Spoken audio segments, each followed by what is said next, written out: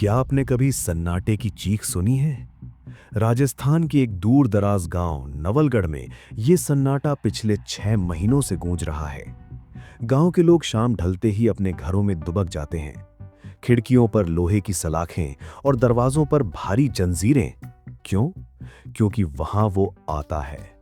गांव वालों का मानना है कि पहाड़ियों के पीछे खंडहर हो चुके पुराने महल में एक साया रहता है, एक हैवान जो सिर्फ कुंवारी लड़कियों को उठा ले जाता है।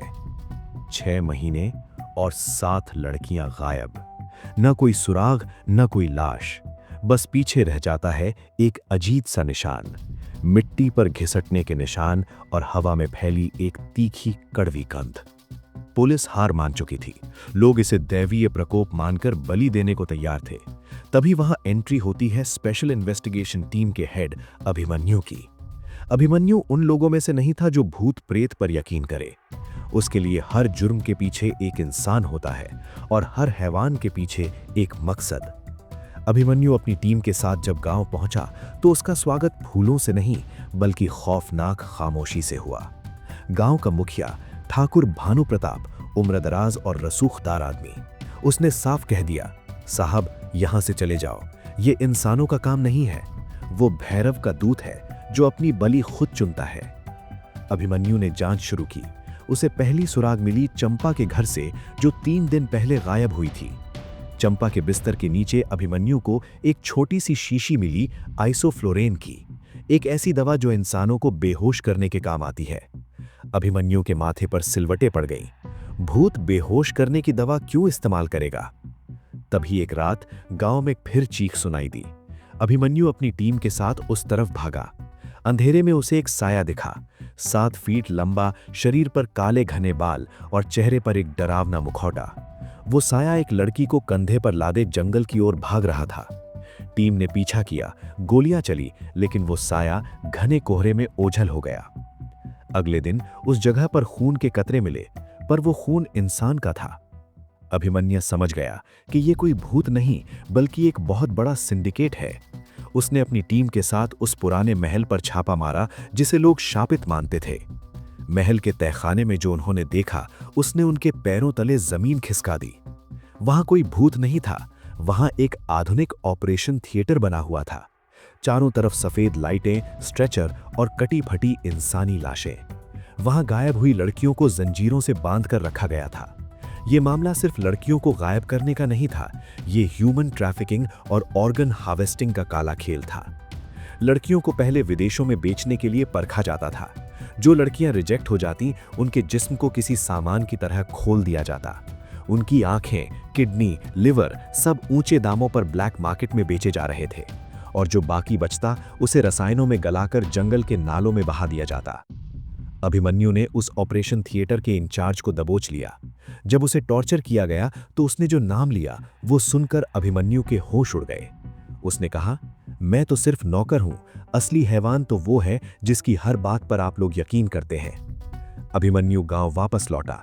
उसने देखा कि पूरा गांव मंदिर के सामने इकट्ठा है और ठाकुर भानु प्रताप एक हवन कर रहे हैं ताकि शांति बनी रहे। अभिमन्यु की नजर ठाकुर के हाथ पर पड़ी। वहां वही पट्टी बंधी थी जहां उसने रात में गोली मारी थी। लेकिन तभी एक और मोड़ आया। अभिमन्यु ने ठाकुर को गिरफ्तार करने के लिए हाथ बढ़ाया ही था कि उसके अपने ही जूनियर ऑफिसर विक्रम ने अभिमन्यु की कनपटी पर गन रख दी। विक्रम ने मुस्कुराते हुए कहा, सर, हर कहानी का विलेन वो नहीं होता जो दिखता है। ठाकुर साहब तो बस एक मुखौटा है, असली खरीदार तो शहर में बैठे बड़े बड़े नाम है। महल के तहखाने से मिली फाइलों में उन बड़े नामों का जिक्र था। शहर का सबसे बड़ा सर्जन, एक रसूखदार नेता और कई विदेशी क्लाइंट्स। ठाकुर और विक्रम उसी चैन का हिस्सा थे। अभिमन्यु अकेला पड़ गया था। तहखाने में आग लगा दी गई ताकि सारे सबूत मिट जाएं। रात के सन्नाटे में गोलियां चली। अभिमन्यु ने हार नहीं मानी। उसने लड़ते हुए ठाकुर और विक्रम को जख्मी किया, लेकिन उस रात के बाद से अभिमन्यु भी कहीं गायब हो गया। न उसकी लाश मिली, न उसका कोई सुराग। आज भी नवलगढ़ के उस जंगल से कभी कभी रात को एम्बुलेंस की सायरन की आवाज आती है। गांव वाले आज भी कहते हैं कि वो हैवान अब भी वहां है, पर अब वो हैवान अकेला नहीं है, उसे सिस्टम का साथ मिल चुका है। पुलिस रिकॉर्ड में केस फाइल बंद हो चुकी है। लेकिन उस फाइल के आखिरी पन्ने पर एक धुंधली सी तस्वीर है, एक ऐसी शख्सियत की जो आज भी टीवी पर आकर देश सेवा की बातें करता है। क्या वो हैवान वही है, या शायद वो जो आपके बगल में बैठकर ये कहानी सुन रहा है? 1 साल बीत गया। नवलगढ़ गांव की उन पहाड़ियों ने कई राज अपने सीने में दफन कर लिए। पुलिस की फाइलों में अभिमन्यु लापता घोषित कर दिया गया। गांव वालों ने मान लिया कि उस रात भैरव के दूत ने उसे भी अपना शिकार बना लिया। लेकिन क्या सच कभी मरता है, या वो बस सही वक्त का इंतजार करता है? शहर के सबसे पॉश इलाके में एक आलीशान चैरिटी हॉस्पिटल है, जीवन रक्षक हॉस्पिटल। वहां के सफेद गलियारों में हर कदम पर सन्नाटा है, पर वो सन्नाटा नवलगढ़ के जंगल जैसा नहीं है। वहां दवाओं की गंध है और रसूख की चमक। इसी हॉस्पिटल के वीआईपी वार्ड में एक शख्स दाखिल होता है। चेहरे पर लंबी दाढ़ी, आंखों में गहरी बेबसी और हाथ में एक काला बैग। ये शख्स कोई और नहीं, अभिमन्यु का छोटा भाई आर्यन है। आर्यन पुलिस में नहीं है, वो एक डार्क वेब एक्सपर्ट है। उसे यकीन है कि उसका भाई मरा नहीं है। उसने नवलगढ़ की उस रात की टूटी हुई कड़ियों को जोड़ना शुरू किया। उसे एक सुराग मिला, एक कोडेड ईमेल जो उस रात ठाकुर के फोन से शहर के मशहूर सर्जन डॉक्टर मेहरा को भेजा गया था। जब आर्यन अस्पताल के बेसमेंट में घुसता है तो उसे एहसास होता है कि खेल कितना बड़ा है। वहां लड़कियां गायब नहीं हो रही थीं, वहां इंसानों की खेती हो रही थी। एक ऐसी लिस्ट जिसमें उन बड़े लोगों के नाम थे जिन्हें अमर रहना था। किसी को नया दिल चाहिए था, किसी को नई आंखें, और नवलगढ़ की वो मासूम लड़कियां, वो सिर्फ स्पेयर पार्ट्स थीं।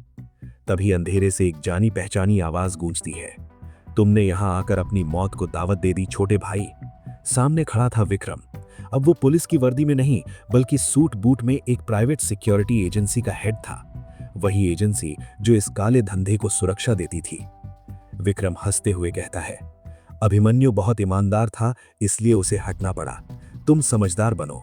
इस दुनिया में इंसान की कीमत उसकी जान से नहीं, उसके अंगों की मार्केट वैल्यू से तय होती है। देख रहे हो ये लैब? यहाँ उन लड़कियों के डीएनए से ऐसी दवाएं बन रही हैं जो दुनिया के सबसे अमीर लोगों की उम्र बढ़ा देंगी। ये सिर्फ तस्करी नहीं आर्यन, ये एवोल्यूशन है, विकास। आर्यन की रूह कांप जाती है जब विक्रम उसे एक बंद कमरे के पास ले जाता है। वहां एक कांच के केबिन के अंदर एक शख्स लेटा हुआ है, मशीनों से घिरा हुआ, अधमरा।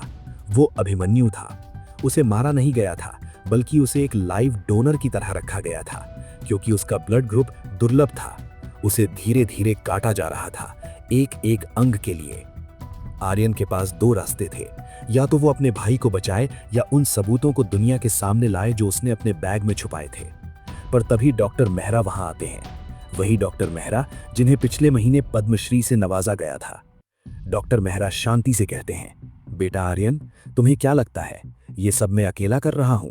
नवलगढ़ का ठाकुर, विक्रम, हम सब सिर्फ प्यादे हैं। इस शतरंज की बिसात का राजा तो वो है जिसे तुम हर रोज टीवी पर देखते हो, जिसके एक इशारे पर देश चलता है। आर्यन ने मुस्कुराते हुए अपना फोन निकाला। उसने कहा, डॉक्टर साहब आपने सही कहा, पर आप एक बात भूल गए। मैं पुलिस वाला नहीं हूं, मैं एक हैकर हूं। पिछले 10 मिनट से हमारी ये सारी बातचीत, ये लैब और मेरे भाई की ये हालत पूरी दुनिया लाइव देख रही है। सोशल मीडिया से लेकर न्यूज चैनल्स तक आप एक्सपोज हो चुके हैं। हॉस्पिटल के बाहर पुलिस की गाड़ियां नहीं, बल्कि एक गुस्साई हुई भीड़ जमा होने लगती है। लेकिन खेल यहीं खत्म नहीं होता। जैसे ही आर्यन अभिमन्यु को बाहर निकालने की कोशिश करता है, पूरे अस्पताल में अलार्म बज उठता है। सेल्फ डिस्ट्रक्ट मोड एक्टिवेट हो जाता है। डॉक्टर मेहरा भागते नहीं हैं, वो अपनी कुर्सी पर बैठते हैं और कहते हैं, आर्यन, तुमने सिर्फ एक डाल काटी है, जड़ अभी भी सलामत है। तुम मुझे जेल भेज दोगे, अगले महीने मैं जमानत पर बाहर आऊंगा और एक नई लैब बनाऊंगा, क्योंकि जब तक दुनिया में अमीर लोग मरने से डरते रहेंगे, मेरा धंधा फलता फूलता रहेगा। धमाका होता है, धुआं हर तरफ फैल जाता है। अगले दिन की खबर, शहर के बड़े अस्पताल में आग, डॉक्टर मेहरा और कई लोग मरे। पर क्या सच में? आग के मलबे में डॉक्टर मेहरा की कोई लाश नहीं मिली और न ही अभिमन्यु या आर्यन का कोई पता चला। शहर के दूसरे कोने में एक नई सफेद इमारत का काम शुरू हो चुका है। वहां के बोर्ड पर लिखा है, coming soon, the immortal life centre, और उस इमारत के उद्घाटन की फाइल पर उसी मास्टरमाइंड के दस्तखत हैं जिसका नाम कभी सामने नहीं आया।